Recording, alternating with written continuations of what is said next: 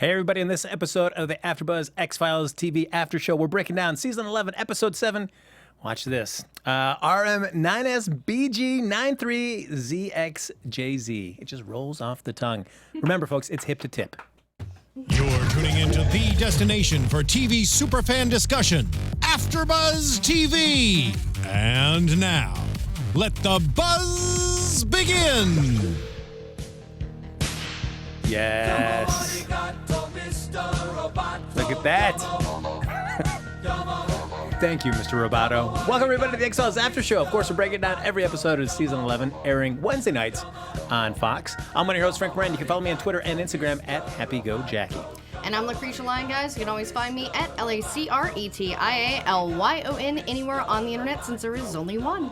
That's right. And usually Lex and Jim are with us to round out the panel. They are on assignment tonight. We are joined by a lovely guest, Alyse Wax from Sci-Fi Wire. Hi, guys. Welcome. Where can they find you? I'm at Alyse Wax at Twitter, and that's pretty much all I use. Facebook, Twitter. ALYSEWAX. There shouldn't be any more than one. You're not getting on the gram, Alyse? No, I tried. I'm too, it took me this long to get onto Twitter, so. To get into Twitter, I should say. I've been on it. I just not into it anyways. Understood. All right. So, folks, of course, you can like us on Facebook, give us those 5 stars on iTunes, subscribe to the YouTube channel, and, of course, while you're there, why don't you give us a thumbs up there. And Lacretia's got her computer up and running, which means the chat is up and running, so feel free to hop in and share your thoughts about X-Files in general, or this episode in particular. But before we really dig into everything, Alyse, working for Sci-Fi Wire, just wanted to kind of touch base with you in terms of your appreciation for X-Files. Lifelong fan? Yes, absolutely. I've been watching since the very first episode, which aired when I was 13 years old. And I had no idea what it was, but I was like, oh, I like aliens and scary stuff. Let's see what this is. And by the cold open was over, and I was hooked. And I was super, super obsessed, like a crazy hardcore X-File in the first few seasons. And then I kind of grew up and started to, discover social life and things of that nature. So my obsession abated, but this season it has come back in a terrifying way. I am literally watching all the episodes over again. I'm watching the new ones on repeat. I'm on Twitter 24/7. It's kind of terrifying. Now, us on the panel, we've talked a lot about our thoughts about the revival from season 10 and this episode, season 11, in terms of mythology versus kind of the Monster of the Week standalone episodes. How do you feel about the mythology coming back and how it's been portrayed so far in seasons 10 and 11? I have never liked the mythology episodes. I always found them convoluted and just boring, So I was always a Monster of the Week girl. And I found season 10 was really disappointing. I remember I was covering it back then for comingsoon.net. And all of my recaps and reviews and stuff were always like, it's better than anything else on TV, but it's not great. But this season, other than the first episode, My Struggle 3, I have been really, really pleased. I found that it's really found its footing. It's, granted, it's also because it's largely Monster of the Week episodes, but I feel like they're rolling on it. So now everybody that's a fan of X-Files and has watched us doing the X-Files After Show, specifically the end of season 10, knows Lacretia's feelings on that season 10 finale. I'm very mad. Chris Carter is guarding his nether regions in the event he runs across Lacretia. Yeah. But when you see season 10 and the way that it does, are you feeling like this franchise is just floundering at this point? Or are you like, if it comes back for another season, I'm gonna give it a wash and let's see what happens?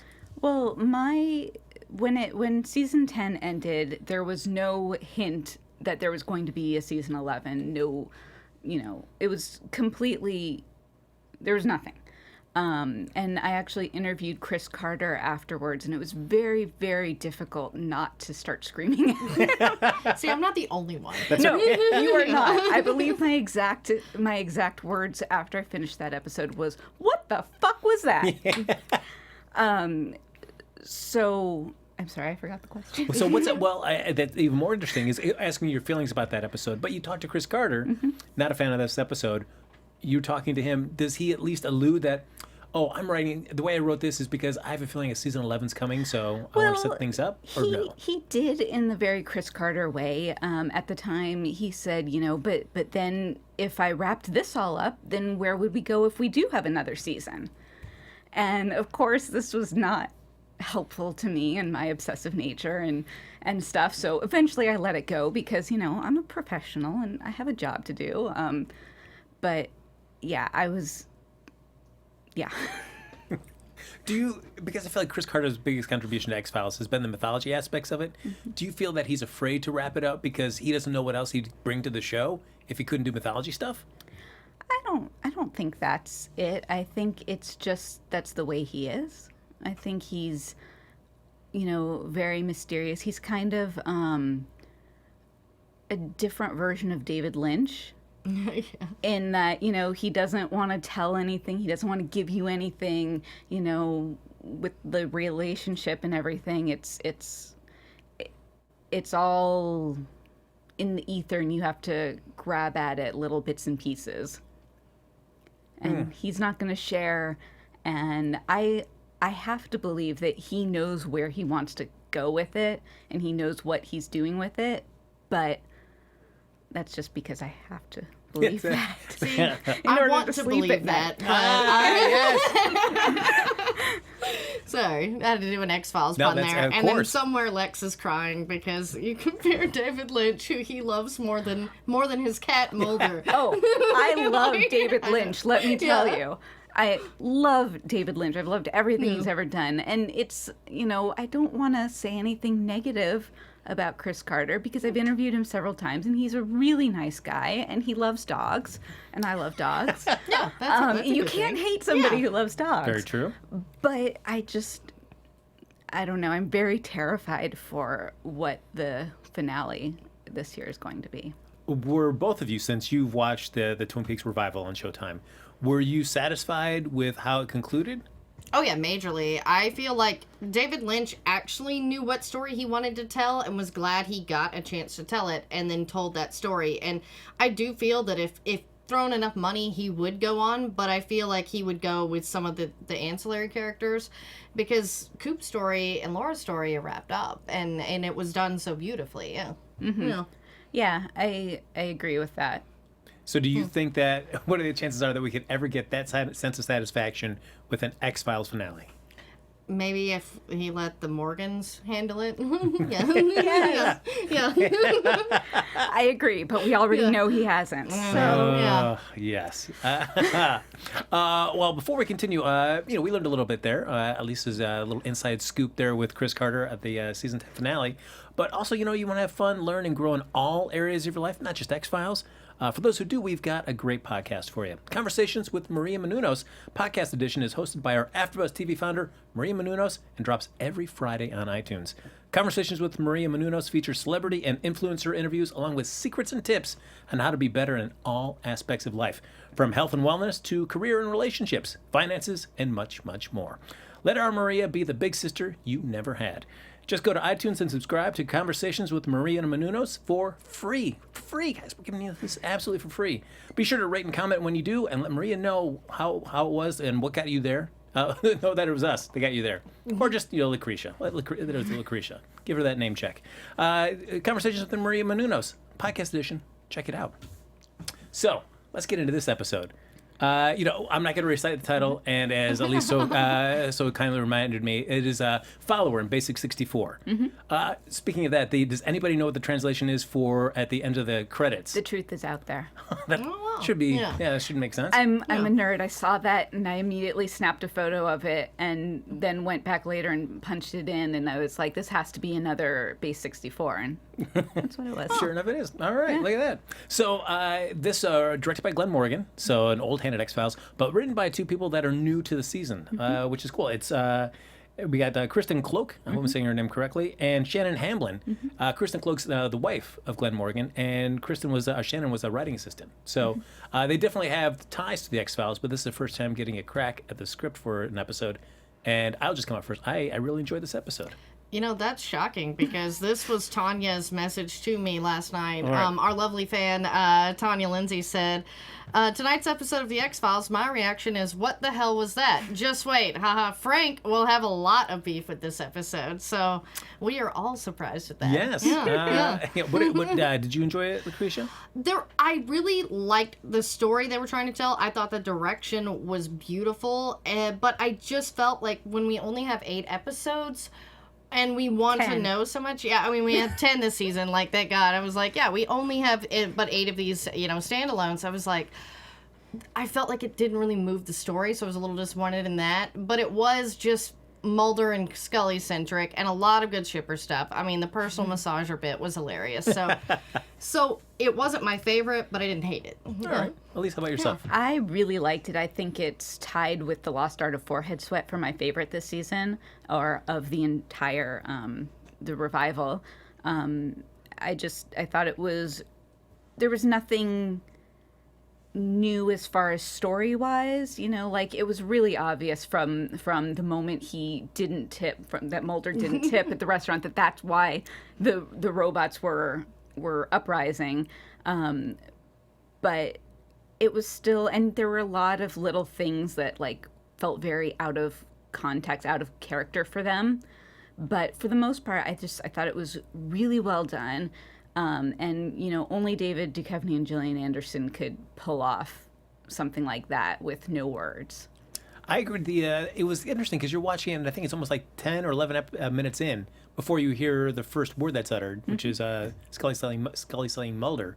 But it was just so well acted that I was like, once it kept on going, like, oh, all right. Is this going to be a silent episode? I was curious to see how far they would take that. Well, because, Buffy did that so well with Hush in season 4. And so I was, wondering if that was where it was going. Because, as you say, it was 10 minutes into it before they even uttered anything. And I was like, but it was sort of interesting. And I liked how eerie it was, that they were in this restaurant alone. No one's around. I'm like, this is, we're having to take a leap of faith. But as we do with the X-Files. So, we're talking about some choice DC real estate, potentially. So I'm like, nobody else? Is that this restaurant? Okay. Yeah, maybe they had gone previously and gotten attacked by the drones. Yeah, that's true. They were all scared away. Yeah, that's true. I guess it only takes one time to being hunted down like that. Let's never ever go back to this place. Yeah. But I don't know, for some reason, as you brought it up to the Lost Art of Forehead Sweat, I think I actually enjoyed this more. I felt like this felt like a Darren Morgan episode, just in the sense that it's usually so novel and unique compared to the rest of the season. It always kind of more of an outlier. And I enjoyed this more. I had my expectations were so high for Lost Art of Forehead Sweat that while it was fine, it didn't grab me like the Curse of the Weremonster did. That was a great one. Yeah, see, those are my favorites from the season. Yeah. So this one, just for the fact that it was just so unique and so different from the typical delivery of this show, I was like, this is a nice change of pace. And I know we've got precious real estate in terms of episode count, but I think this goes to show you that you can just, with new blood into the mix in terms of new writers, that there is stuff that you can do with the series that can still just be as relevant today as it was back when it originally ran. Well, and I thought it was good how they sort of showed the differences between Mulder and Scully, because Mulder is far more of a Luddite, he tends to live out, and I love how he even points out, why is your house so much nicer than mine? Yes, but why has he not seen her house? I mean, she's had to have lived there since, several years, and how has he not seen it before? I don't know. I guess they're always hanging out over there. Yeah. I'm always going to your place. Why aren't you ever coming to my place? Because the machines scare him. Yeah. That's true. And with good reason, apparently. Yeah. You don't tip them. One of the things that I really liked, because my biggest problem was that after everything Mulder and Scully have been through, they are not so easy to give in and accept technology in their life. But you also have to remember that they haven't, we haven't really seen them in 15 years, something like that.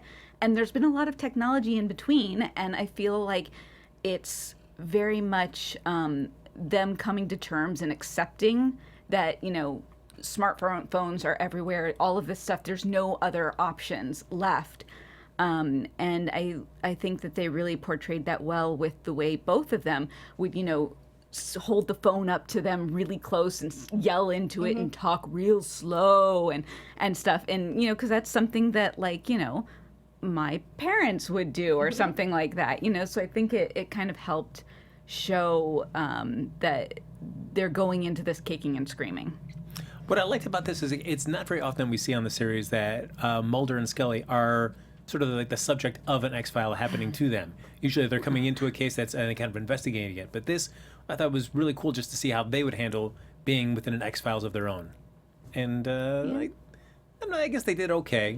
I mean, I agree with you. Like, as we kept on seeing the tip thing come up, I'm like, just hit the tip thing, please. Just do it. I think Mulder was very stubborn. He was like, "No, I'm not tipping them, especially now that they're attacking me." Which I do like because that feels very Mulder. You know, he's so stubborn and stuff. So that felt natural, but at the same time, it's like, come on, dude. You know, you just want to get back and. Well, never mind. Well, the fact that he even waited for like the countdown to get almost practically to 1 before he did it, he was just like, no. He was fighting with himself. He was like, no, I can't. It's a machine, but I don't want to die.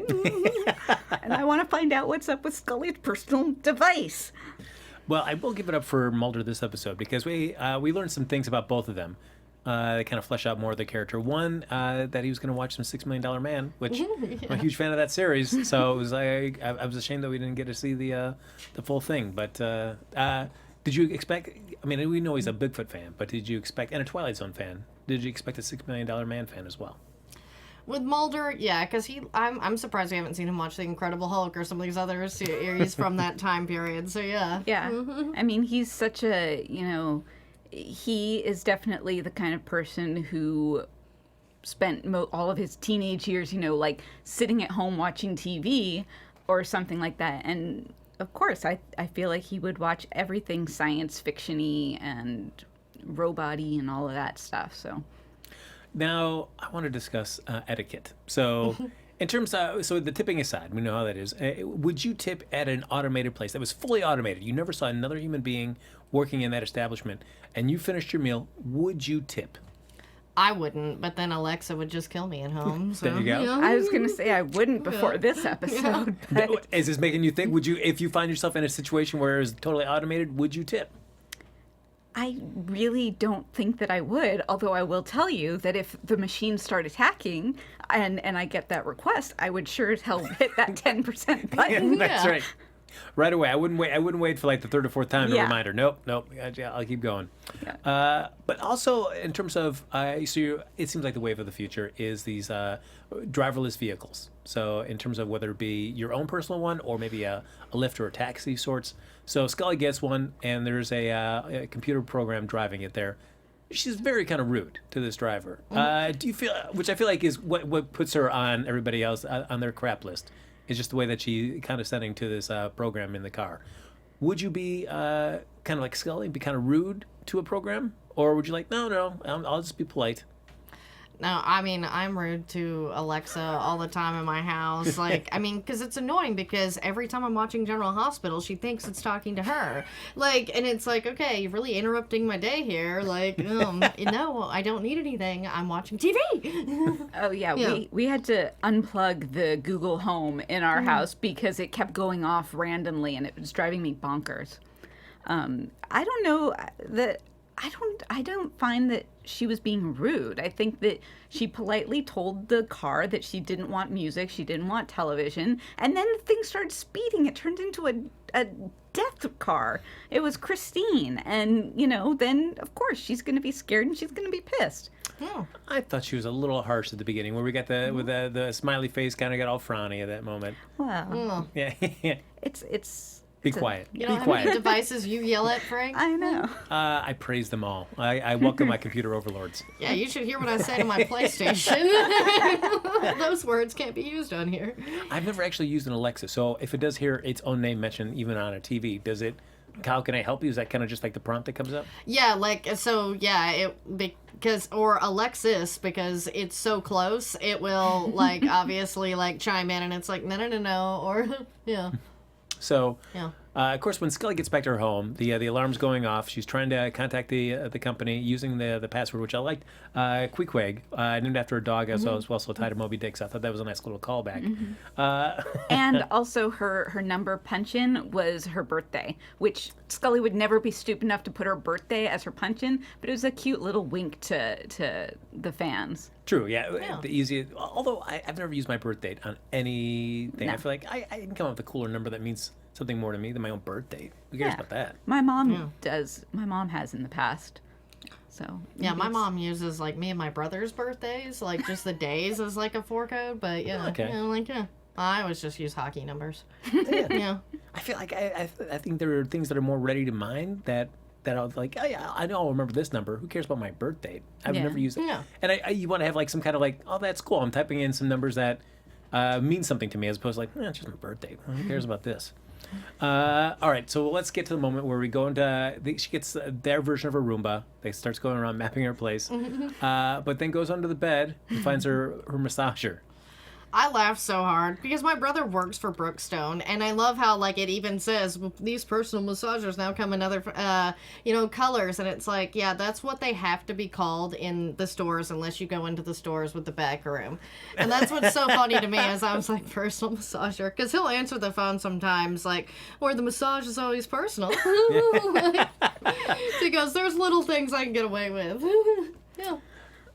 I loved it. I thought it was great. I thought it was funny, and I loved Scully's response to it. Just kind of like, oh, And I love that she put it in her pocket, and because obviously we know where it led to. But it's funny you mentioned that your brother works at Brookstone, because when I was speaking to the writers, Kristen and Shannon, the reason that they put a vibrator in, because I'm an adult. Yeah. That's what they are. Yeah. Yeah. Was because there was a story a few years ago that apparently massagers from Brookstone were tracking their users and because they were like Bluetooth enabled or something, and they were collecting data and stuff. So we talked about that in my postmortem for Sci-Fi Wire. Plug. Wow, yeah, and that's really funny that you mentioned it, because this week on Adam Carolla's show on his podcast, download on iTunes, guys, it's really funny. But yeah, like he talked about in the news that there was a vibrator that will order Domino's pizza for you now, like, after you're done. Oh, there you go. Yeah, I'm like, they are really getting out there. So yeah, these Bluetooth Brookstone ones were tracking people down. Well, now there's one made up in NorCal there that will order you a pizza after. Nice. It's only working with Domino's, but they are working on Chinese delivery service as well. Oh, excellent. That's good. Yeah. I would like if the order came in if you're a pizza preparer at a Domino's, where it's like, from Mary's vibrator. Yeah. Oh, all right. Mary's vibrator wants a double pepperoni. Cool. Well, and I'd imagine, like, if you have this technology, couldn't you name it like you do your phone or things like that? So wouldn't Yes. it be funny stuff like, But it would be funnier if it was like just Mary's vibrator. That's Yeah. true. That's true. Actually, my cell phone name is Lee Majors, so it explains my love for $6 Million Man. Yeah. And he will be coming back to Ash vs. Evil Dead this season. Frank. Oh, very nice. Yeah. But as like a ghost. Yes. Oh. Yeah. Spoiler alert for everybody who hadn't seen season 2, but watch it. So, at least you said you talked to Shannon and Kristen, the writers of this episode. And please go to Sci-Fi Wire to check out Alyse's article. But in terms of the conversation, what was it like for the two of them to get a shot at being around X-Files for so long, but now to actually get to write an episode? Well, we didn't really discuss that, because Kristen had actually been on a 4th season episode. She was in The Field Where I Died. And apparently I wasn't really into the whole fandom as much at this point in the show, but apparently the shippers attacked her online because it was like a whole romance thing with like, wow, her character and Mulder were like had like past lives together and stuff, and so the shippers of course were freaking out because Don't take it away from her, Scully. yeah, exactly.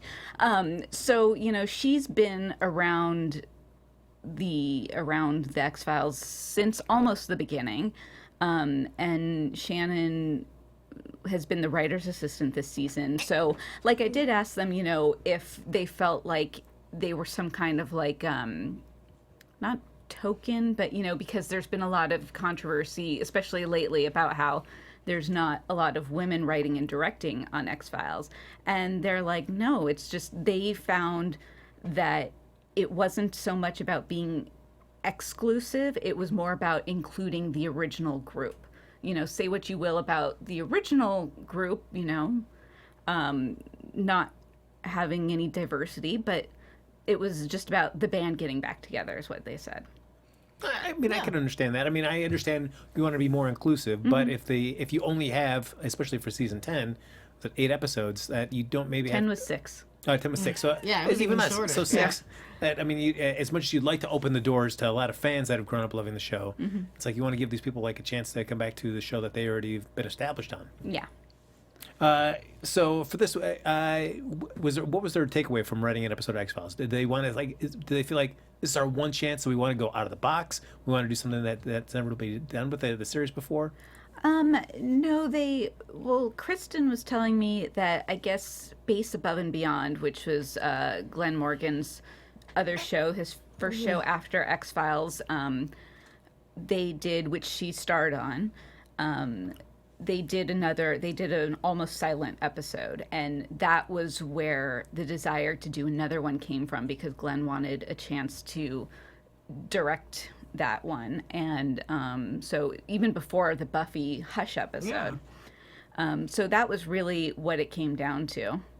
Oh, very nice. Cool. And very successful in terms of the execution of it. I thought he did a great job. I feel like silent episodes are always a challenge because there's a lot to communicate when you take away the words. Yeah. Yeah, and that to me was the highlight of this episode, was his direction of it. Because you're like, this could have gone really badly in some ways because, so much of TV is reliant on dialogue. But that was what was interesting, the way he shot everything. Yeah. And I always wonder, so even if I'm thinking Space and Above and Beyond, that did it have 2 seasons or just the one? I think it had 2 seasons. So if something like that, or Buffy, that you end up having 5 seasons before they do the body, that you end up having a length of time. In terms of even here with the X-Files, here it is season 11, that you can rely on taking away the dialogue because you know the characters so well that that kind of does already, that you're already imbuing them with so much already as viewers. I feel like the struggle would be for Space Above and Beyond, for maybe a 1 or 2 season show, to do more of a silent episode where you don't have as much backstory with all the characters to kind of rely on when you take away the dialogue. I didn't really watch Space. I think I watched the first episode because I'm like, it's the guys from X-Files, and that was and that was it. After that was that. All right. Well, also back then, that was before they had DVRs, and setting up a VCR was nearly impossible. So if you weren't home, that was it. You didn't see it. So it didn't grab me. But so I don't know. I never saw that episode, so I don't know how successful it was. Kristen wasn't saying there's been a big clamoring for Space Above and Beyond revival? No, we didn't talk about that. So, in terms of this the season so far, basically we've had the one mythology episode at the beginning of the season, had a little touches of William, and those issues kind of addressed somewhat throughout the season so far. But we're winding up. I think we have 3 more episodes. So let's just jump right into what we think about how this season's going in terms of where we're going to land when it comes down to episode 10. Alyse, you seem very I don't know if I'm going to be happy. I mean, I'm really looking forward to next week's episode. Yes. It looks very, very much horror, and I am such a hardcore horror nerd. It's ridiculous. It also looks like it might touch a little too closely on It. So we'll see how that goes. It could be very brilliantly done. It could just be, I don't know. I live in Los Angeles. I don't know if rain slickers come in other colors than yellow, but... Yeah. I mean, I feel like that's the predominant color. Yeah, you see it mostly. I mean, I know there are other colors. I mean, okay. But yeah, I'm like, that is the standard that you see. Like, especially because, people who work out in the rain, too, those are usually yellow, so they're being able to be seen. So, yeah, you'll see bright colors for that reason, yeah. The things that we don't know when we live without weather. I am concerned about the last episode, about My Struggle 4, because the first 3 have not been great. And it could just be that, maybe we just need to get to that last one to wrap it all up. My plan is, after I watch and review the final episode, is to go back and watch all of my struggles in order. You're back. You're a stronger person than me. I couldn't do it. Yeah, that's the plan, I think, for a lot of us. Is like, I feel like maybe we'll like it better if we watch it that way. Yeah, and also, when we came with the third one, the opening for this season, I felt like there was a lot to go back. We don't have to do like spoiler alert or anything, right? No. Okay. I feel like there was a lot that you could go back and kind of backtrack to see, okay, where exactly was all of this in Scully's fever brain, Like, it wasn't just like the last few scenes. Was it, how far back did it go? Yeah, and that's the confusing part with it, because you're like, okay, I even went back and watched some of these, and I'm still like, okay, where was this moment? And where is Tad O'Malley? I like that guy. I know. And CSM at the end of My Struggle 2, he was smoking out of his neck. Yeah. And in My Struggle 3, he was smoking out of his mouth. So it could just be because he's got some kind of crazy alien DNA that helps him heal. Or maybe that was all part of this whole fever dream thing. I don't know. Yeah. That fever dream kills me. Yeah. Kills me. I guess, they went so crazy on that season 10 that if you come back for 11, you have to do something like that. But I'm like, oh, great. I really feel like Chris Carter had it all planned out, and this was his evil plan, as it were. I don't think it was like, oh shit, we ended up, with the world being destroyed. We gotta dig ourselves out of that hole. It's just a matter of getting all the way through that hole. Oh boy. Well, we know. We do know a couple things. That one, that Chris Carter says that he doesn't wrap it up conclusively by the end of the season. We also know that Gillian Anderson has said that this is the end of her involvement with X-Files. I refuse to believe that. Okay, so yes. I absolutely refuse to believe that, because she said that before, and yet she comes back. And, David said the same thing, and he comes back. And I'm not saying that we're going to get another one next year or in 2 years, but I don't think that she will ever be done playing Scully. I think that she loves Scully.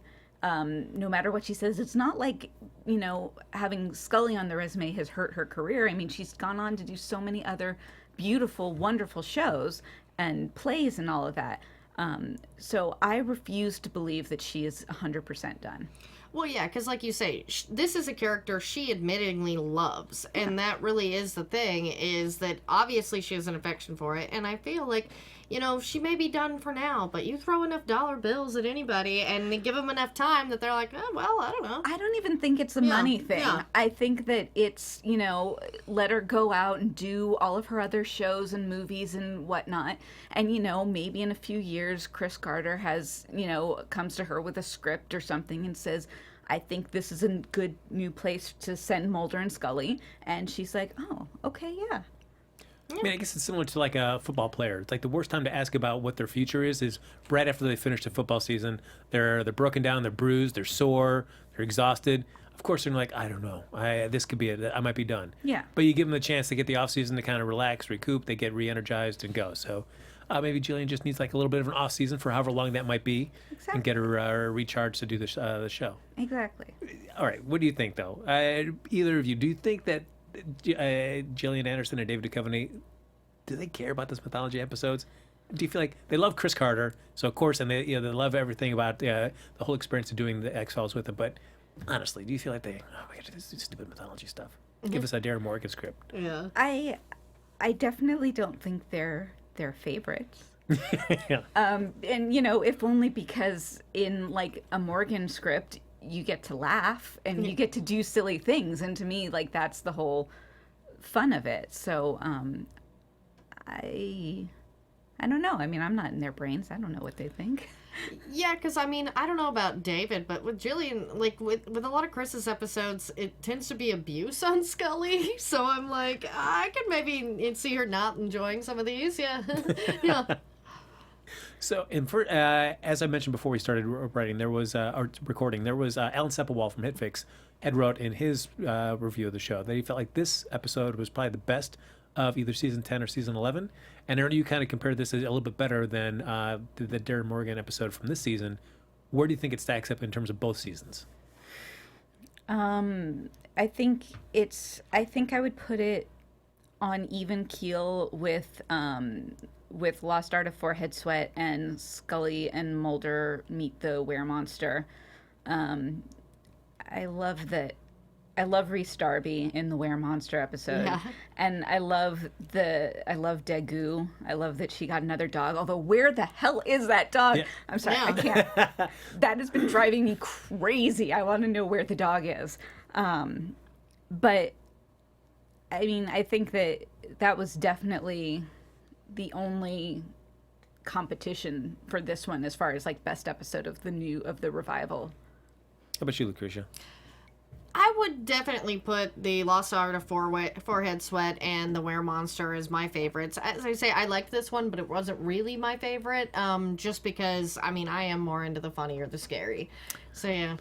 For me, I don't know. I think I'd probably put Curse of the Weremonster or Scully and Mulder Meet the Weremonster at the top, because I feel like it especially for season 10, it was such a hopeful note. Like, that could be the last episode you ever saw of X-Files, and it lands on such a hopeful note for Mulder specifically, that I have such a soft spot for that. And the Lost Art of Forehead Sweat is good, but it's also like a treatise on, like, is the show relevant still today? Well, and what I love about Mulder and Scully Meet the Weremonster is Kumail Nanjiani gets to be a big part of it, and it was because of his love of X-Files, and part of the reason that they had brought this back. So I like that they, acknowledged that by giving him that role, and that was special. Yeah. Do you, as we mentioned, the Lost Art of Forehead Sweat, in terms of like, is the show still relevant today? Or are we just kind of replaying the hits, or do we still have something new to say now? What do you think, Alyse? Does the show still have something to say? I think that the problem is that the world has gone crazier. I think that back in the 90s when the show first started, Roswell was this huge conspiracy thing, and it was crazy, and anyone who believed it was crazy, or maybe not, or who knows. But I feel like, and I think that that's what Forehead Sweat did really well, was that it kind of said, the world has gotten crazier. And I don't know if it's necessarily that X-Files is keeping up with that. I think it's just that, in a way, it's shown just how ridiculous our world has gotten. Especially, Forehead Sweat got very political in there, and it was interesting seeing all of the people on the Twitters who were saying that they lost an X-Files fan because it was negative about their chosen political affiliation. And I'm like, it's just what he said. Okay, anyway. Yeah, well, and two, it's like, that's what X-Files has always done. It's always been a little bit political because of the subject matter. Yeah. And as I'll say, I agree with that 100%, that people have gotten crazier. Because I will say, my dad, who let me watch the X-Files from day one when I was way too young, I always knew that my dad was a crazy person and he was the minority. But, like, now, there's more people like my dad, I mean, even in Office. So that's what's scary. It's just like, the guy who thought Cowboys and Aliens was based on a true story, more people are like that in this world. And that's why I like that X-Files called that out, because it's like, yeah, that, my dad was kind of like a Mulder, always believing stuff. I mean, he thinks he was probed during the Kennedy assassination. I mean, but now we have more people believing that, and I'm just like, man, what does this world come to? So hold on, it's like your dad believed that he was probed by aliens during the Kennedy assassination. Not by aliens, but by the government. And in his defense, my grandpa was a journalist in Dallas at the time and had his own, he was not there that day, but he had, his partner had his own version of the assassination, his own angle. So, like, there's a little bit of possibility if this is all a conspiracy, but why would a little thing be following a little boy around? Because at the time of the Kennedy assassination, my dad had to have been 5 or 6. Yeah. And it was around his 6th birthday. Yeah. Wow. Yeah. Wow. Was there any? Did he have? Was it just a speculation on his part that he was able to at least pull out some kind of facts that it kind of at least supported his claim? My facts and my dad. Nope. That's just so funny. All right, good deal. I was like, nope. All right, it's so interesting. He's like, I Okay. swear I saw a little thing flying around my head on the porch, and it's like, okay, yeah. I do like that. Yeah, But I mean, Scully Yeah. even references, in Forehead Sweat when she says to Mulder that something about like the world has out conspiracied him or something like that. Yeah. Yeah, and that is the thing, is Mulder seems less crazy now because everyone else is a whack job. Because I remember when I first moved here, I was like, I always thought I was insane, but apparently I'm just like, too normal for a lot of these people. Because I guess it's interesting that people say, like, when you're in your 20s and your 30s, it's easier for you to get more fired up about things that that you're passionate about, because you still have that energy, that enthusiasm, and then as you've just through age and experience, it's hard to maintain that same level of passion for something. So in terms like with Mulder, I could see him just I guess now that he's older, that he's still cares, but I don't know if he's gonna get pushed to the points, except for I'm Fox speaking Mulder. Yeah, yeah, that one. That moment. That's the moment that gets Great. I'm Yes. like, I could just see him sitting in his underwear on the front lawn with a rake in his hand. Yeah. Fox freaking Mulder. That's I was like, can we have that episode? Yeah.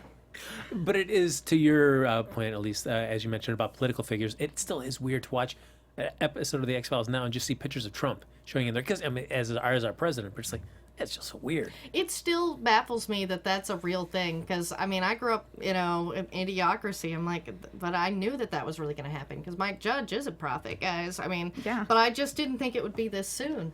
Yeah, if you took this episode or any of those Yeah. episodes that showed that footage and sent it back in time, even just like, 5 years, people would be laughing. They're like, oh, this is so ridiculous. To have it be the case now, you're like, oh, God, it is for real. It is for This real. is our life, guys. Yep.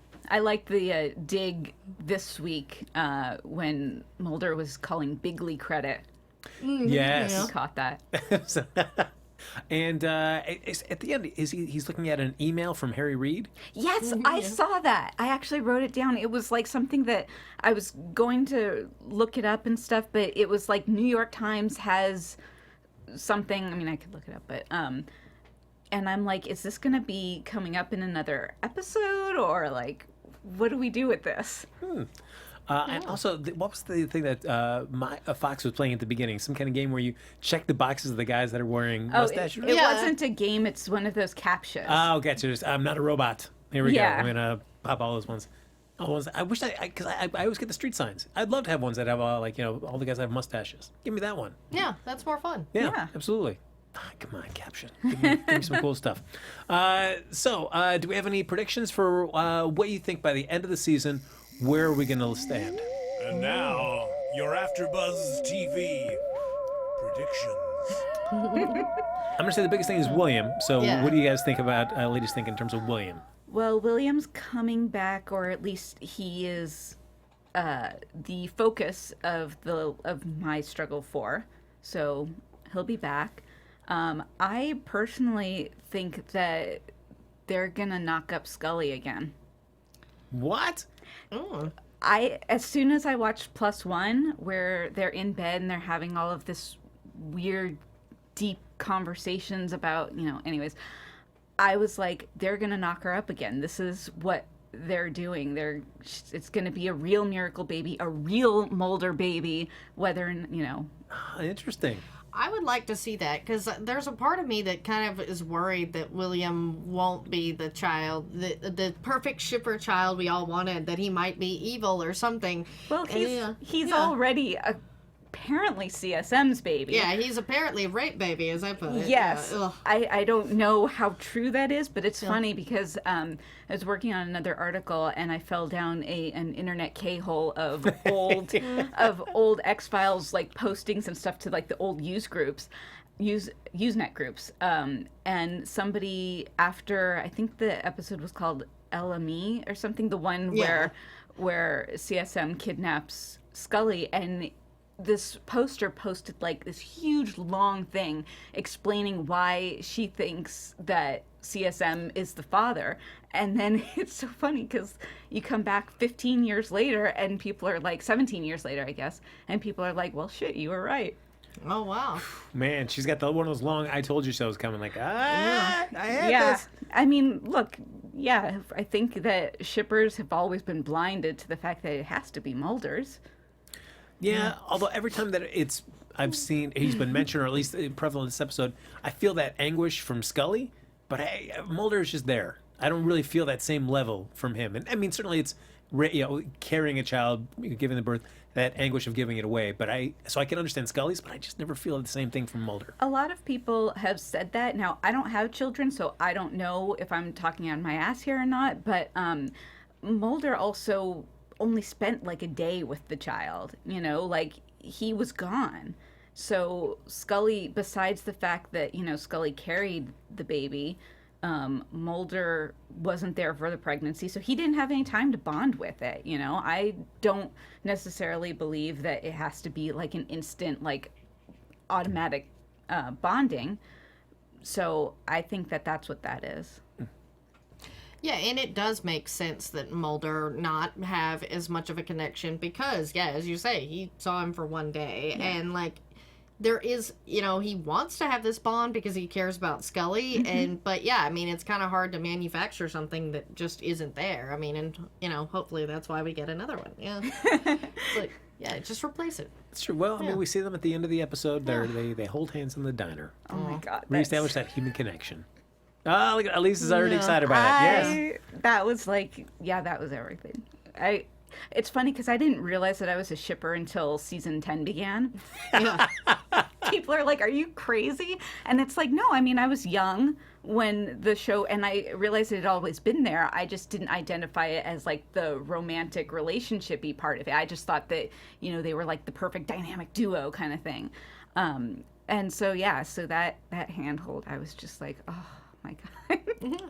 It's like this is like I am cool just like with this level. I mean, I don't need to see like more in depth, but so this with the portrayal I like as opposed to season 10 at the beginning where they're a little bit more estranged and it's like ugh, all right. 100% estranged. I don't want to see that. I just like this is level. I don't need to see them at home making dinners together and relaxing. Yeah, exactly. And I think that is out of character for them because they're not going to be some kind of nuclear family kind of thing, and I don't want to see them like getting married or something. That to me feels weird. Like the hand holding, and just maybe like them, something that alludes to them living together. That's all I need.